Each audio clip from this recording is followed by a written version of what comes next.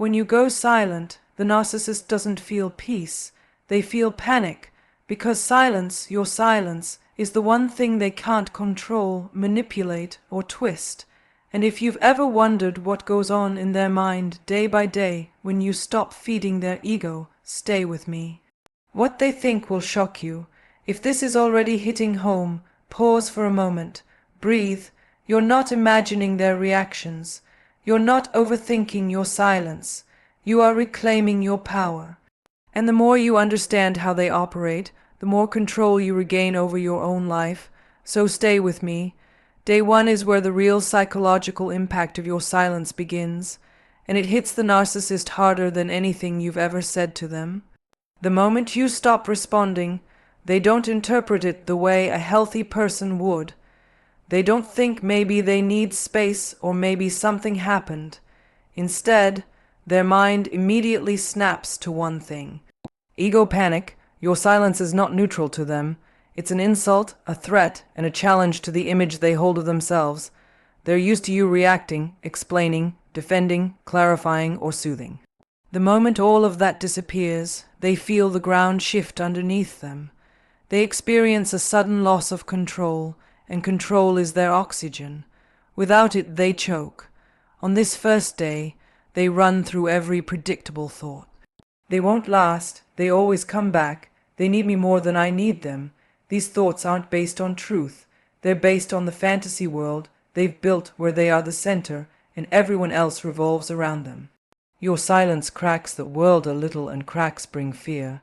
But they disguise that fear with arrogance. They convince themselves you're playing a game, and they're still winning. They may even smirk at the idea that you're trying to get a reaction out of them because in their mind you're incapable of detaching. But beneath the arrogance is restlessness. They can't sit still. They check their phone more than usual. They scroll through old chats. They look for signs that you're still orbiting them.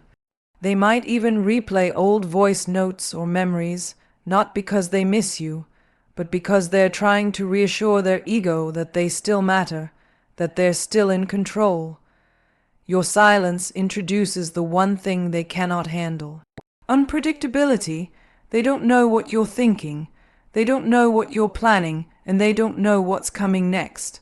That mental chaos is torture for them, and even on day 1, the cracks in their confidence already start to show. Day 2 is when the silence starts to settle in, and the narcissist begins to feel something they don't like to admit. Withdrawal, not emotional withdrawal, control withdrawal. They depended on your reactions far more than you ever realized. Your responses, even the irritated ones, kept them alive. They fed off your attention, your explanations, your attempts to make things right, your desire to fix the relationship. When all of that suddenly disappears, they feel it like an addict feels the absence of their drug. They become restless, distracted, and oddly hyper-focused on you at the same time. They begin checking for any sign that you might cave. Did you view their story? Did you post something sad? Did you accidentally like something? They're looking for proof that you're still within their reach. On day 2, their mind shifts into analysis mode. They reread your last messages. They interpret your silence as a strategy, not a boundary. They think they're doing this to get attention because that's how they function. They assume your silence is a performance, not a decision. They start imagining how long you'll last, convincing themselves you won't be able to maintain it. And every hour that goes by without a message from you adds more irritation to their ego. They won't admit this irritation to anyone. In fact, they might even act colder, louder, or more distant on the outside, pretending they don't care. But internally, they're running mental laps, trying to figure out why you're not responding the way they predicted. This is also the day they become surveillance experts. They monitor your online activity like it's a mission. They check timestamps, profile changes, status updates, anything that tells them you're still aware of them. But the real fear building inside them is simple. What if you're not checking them at all? What if your silence isn't a game? What if they actually lost their grip on you? Day 2 is where their confusion mixes with anxiety, and for the first time they start to sense that something is shifting out of their control. Day 3 is when the narcissist's ego begins scrambling for protection. Your silence has now lasted long enough to make them uncomfortable, so they start doing what they do best, rewriting the story in their favor. They can't accept the idea that you stepped back because you're exhausted, hurt, or finally done. That truth is too threatening, so instead, they create narratives that soothe their ego and allow them to feel superior again. They tell themselves you're being dramatic. They convince themselves you're too emotional, too attached, too invested to stay silent for long. In their mind, this isn't a boundary. It's a strategy for attention. They genuinely believe you're still orbiting them, even if you're not speaking. They begin crafting fantasies where you're thinking about them constantly, checking your phone, waiting for them to reach out. They may even imagine scenarios where you come back apologizing or explaining yourself. This isn't delusion for the sake of delusion. It's self-preservation. Their ego cannot sit with the idea that someone might disconnect without their permission. So they create a version of reality where they're still in control even when all the evidence says otherwise. On day 3, they might also begin rewriting the story in a way that makes them the victim. They think, I didn't do anything wrong, or they're overreacting, or they're trying to manipulate me. This victim mentality gives them psychological cover. It keeps them from acknowledging their behavior or taking responsibility. Blame becomes a shield and they hold it tightly. What's interesting is that while they're rewriting the story in their head, they're also monitoring you more intensely. They want every piece of information that confirms the narrative they're building. If you're quiet, they'll say you're sulking. If you're active online, they'll say you're seeking attention. If you post something positive, they'll insist you're pretending. No matter what you do or don't do, they twist it to fit the story that keeps them safe from accountability. Day 3 is where the fantasy grows stronger, because facing reality would mean admitting they're losing control, and that's something their ego refuses to do. Day 4 is when the narcissist's inner world starts to shift from denial into irritation. And that irritation quickly turns into anger. Your silence, which they first dismissed and then tried to explain away, has now become a threat to their sense of superiority. They don't see your silence as a boundary or a response to their behavior. No, they see it as disrespect. It injures their ego in a way they can't tolerate. And when a narcissistic ego is injured, the first reaction isn't sadness or reflection. It's rage, quiet rage or loud rage, but rage nonetheless. On this day, they begin mentally devaluing you to regain a sense of power.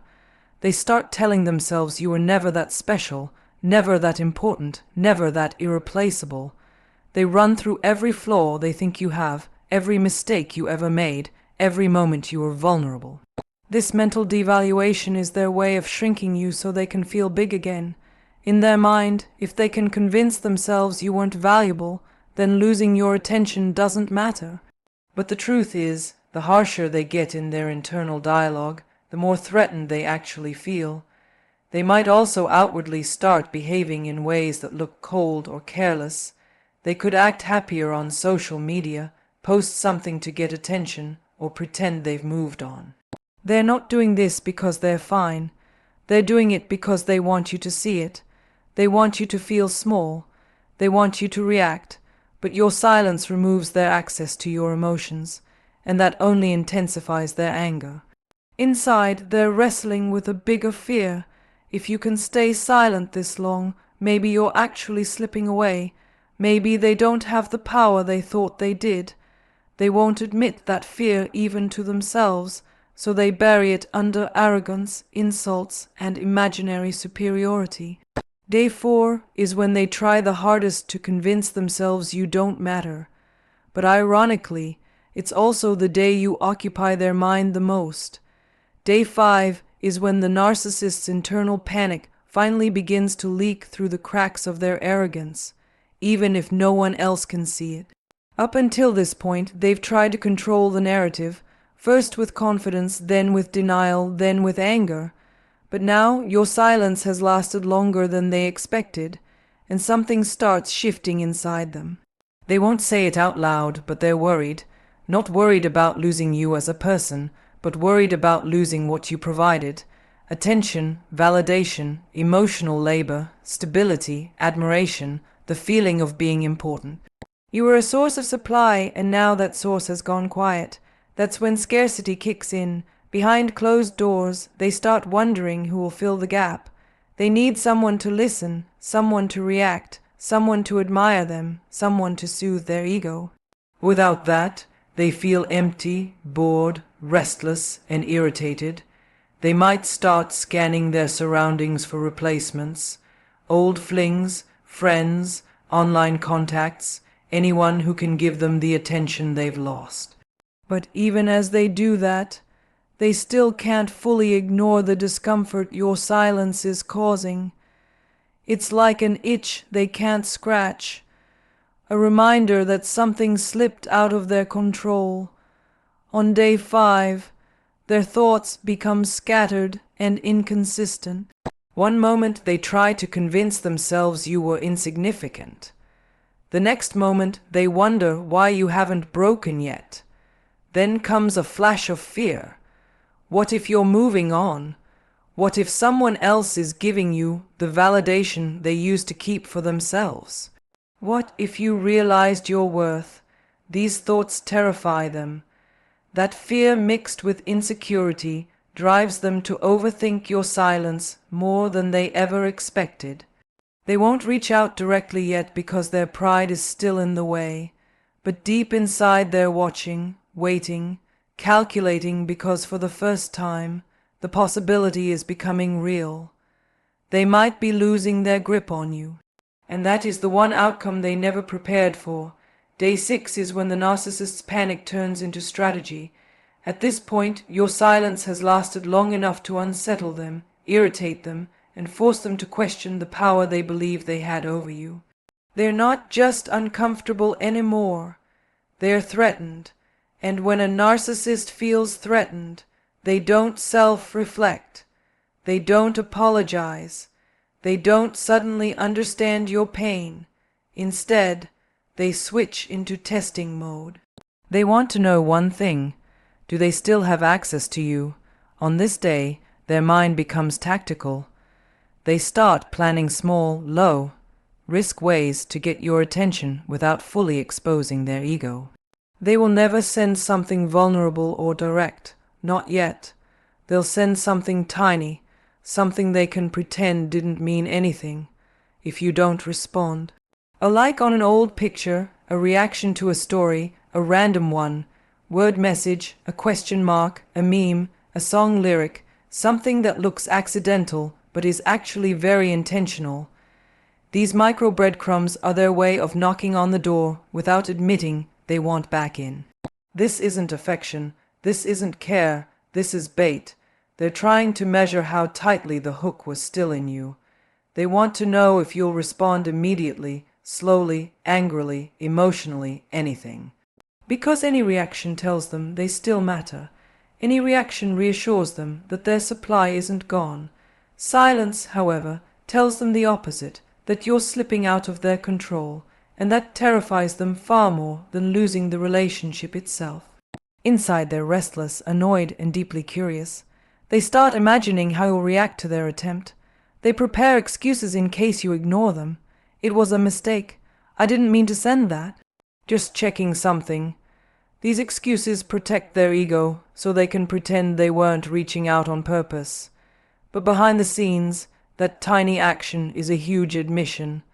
They can't fully tolerate your silence anymore. Day 6 is where their mask cracks. They test you not to reconnect, but to prove to themselves that they still have power, and if you stay silent through their test, it rattles them more than you'll ever see. Day 7 is where the fear underneath the narcissist's bravado finally starts to surface. Up until this point, they've cycled through shock, denial, ego stories, anger, and attempts to test you. But on this day, something darker begins to creep in. The fear of exposure. Your silence has lasted long enough that they can no longer predict you, read you, or control your reactions. That unpredictability threatens them more than anything else. They begin thinking, what if you figured me out? This idea that you may finally see who they really are terrifies them in a way they'll never show. They start replaying past moments in their mind, not because they miss you, but because they're scanning for clues. Did they slip up? Did they reveal too much? Did they go too far in their manipulation? Narcissists rely heavily on confusion, distraction, and emotional fog to maintain control, but silence clears that fog. Silence gives you space to think, to reflect, to connect dots they hoped you'd never connect. And on day 7, they sense that shift. They fear that you are no longer under their spell. Another fear hits them. What if you're telling other people, their reputation, their image, their carefully constructed persona, it is everything to them? The idea that you may be speaking the truth about their behavior frightens them deeply. Your silence signals that you've withdrawn your emotional energy, and when someone withdraws emotionally, they often start seeing things clearly. A narcissist knows this.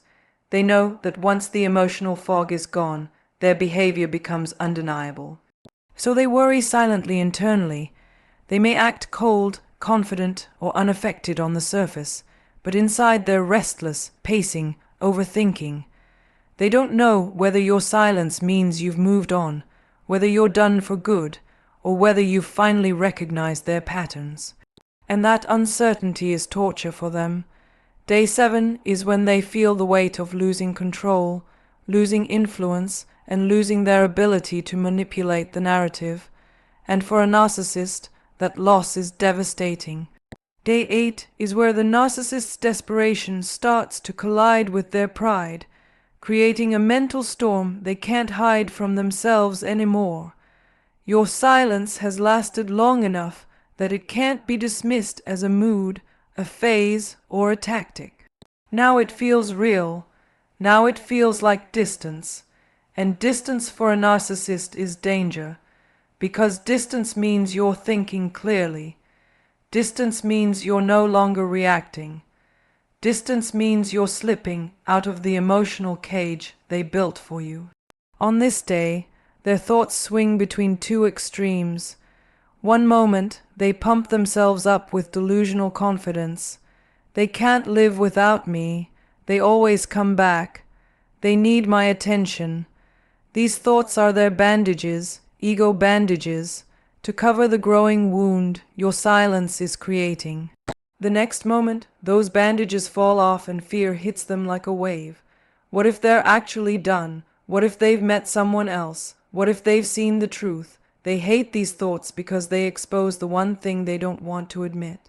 You mattered more than they ever let on. This is also the day they start preparing for a return, but on their terms. They begin imagining how they might reach out in a way that protects their ego. They rehearse messages in their mind. Something casual, something funny, something that sounds unbothered.